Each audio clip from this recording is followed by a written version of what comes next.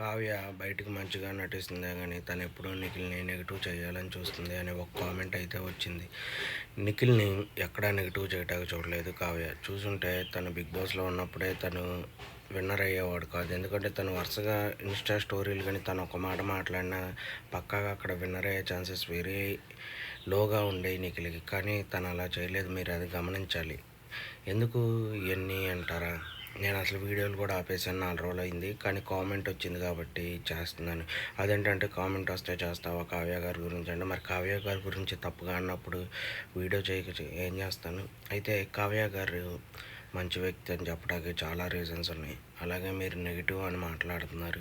అదంతా మీరు కావాలని ఒకరికి పాజిటివ్గా మాట్లాడాలని చెప్పి ఇంకొకరిని నెగిటివ్గా చేయాలని అలా చేయటం తప్పితే ఏమీ లేదు. ఎందుకంటే మీరు ఏమన్నా అక్కడ కావ్య గారికి ఏమవ్వదు, నిఖిల్కి ఏమవ్వదు. ఏదో ఇంకా మీరు మాట్లాడుకోవటమే. ఎందుకంటే మా ఫ్యాన్స్ గొప్ప అని మీరు మాట్లాడుకోవటం తప్పితే అక్కడ ఏమీ ఉండదు.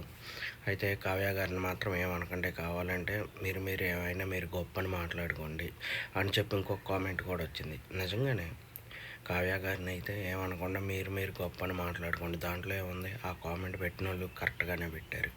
అయితే కొత్తగా మన ఛానల్ ఎవరైనా చూస్తుంటే సబ్స్క్రైబ్ చేయండి. అలాగే మన ఛానల్లో మరిన్ని మంచి వీడియోలు వస్తాయి. ఒకసారి మన వీడియోలన్నీ చూడండి.